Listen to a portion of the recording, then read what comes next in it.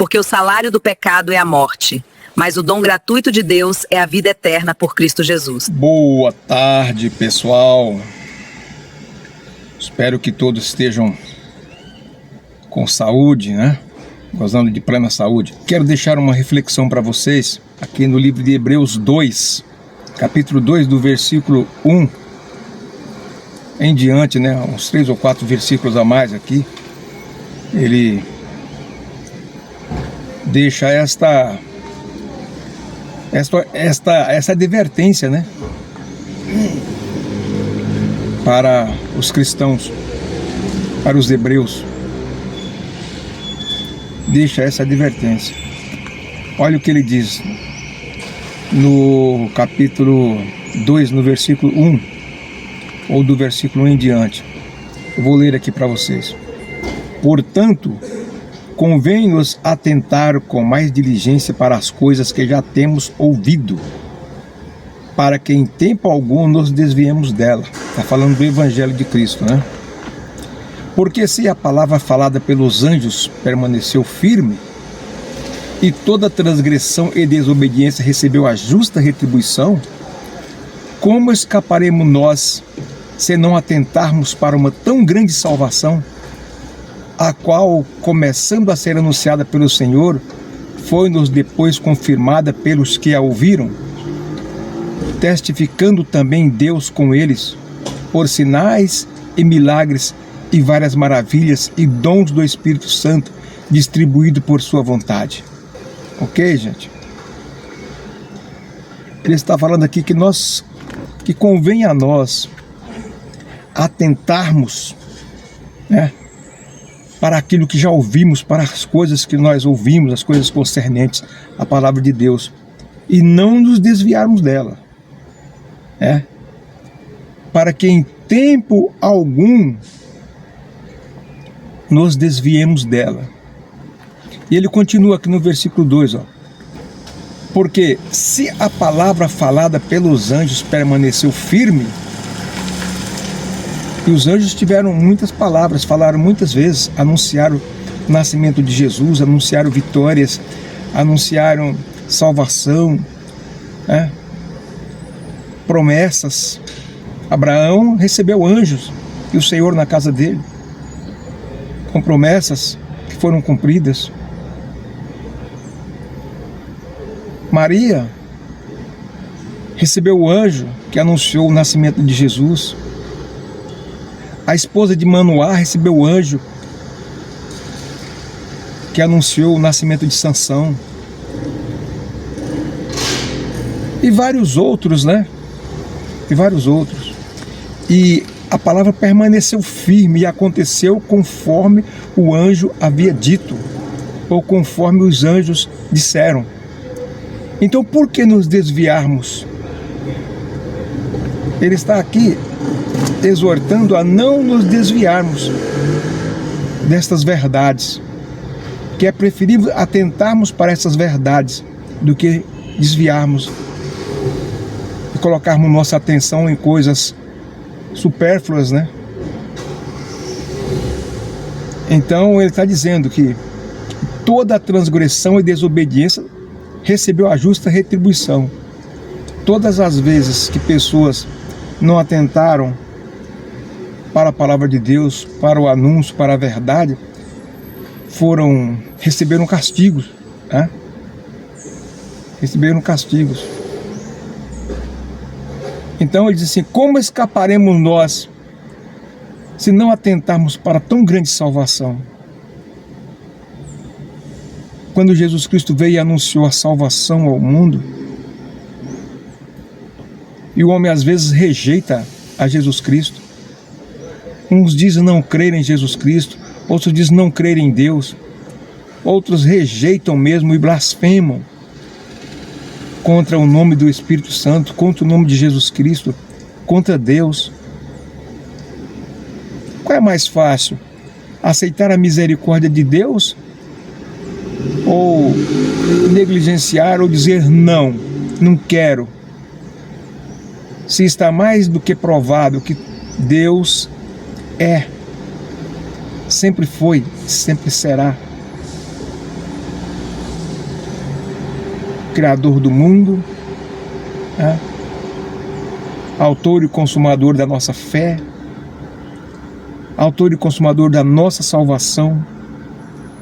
Foi na cruz que Jesus Cristo abriu-nos uma porta de acesso a Deus. Foi na sua morte de cruz. Por que não nos atentarmos a isto? Por que não crermos que há um Deus maior, que há um Deus que fez todo o universo, que há um Deus que governa sobre todas as coisas? Por que não atentarmos para essas verdades? Por que buscarmos outras verdades, entre aspas, né? Outras pseudos-verdades? Por quê? Sem nenhuma confirmação. Ao passo que as verdades bíblicas, elas são confirmadas, são testemunhadas, são aprovadas. Hoje em dia, exploradores e pessoas mergulham no mar e acham lá onde o povo hebreu atravessou o mar fugindo de Faraó, eles acham as rodas dos carros, né? Estão achando as rodas dos carros antigos puxados por cavalos que o mar tragou ali, os carros de Faraó, provando que realmente, depois de tantos anos, ainda se encontram, né? A palavra de Deus não dá prova. Foi aqui, ó, achamos aqui as rodas desses veículos. Então a Bíblia não falha. A palavra de Deus diz que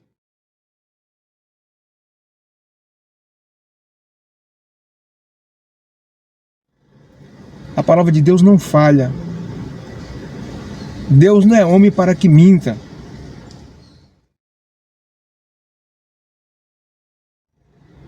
O versículo 3 diz assim: como escaparemos nós se não atentarmos para tão grande salvação? Não há escapatória.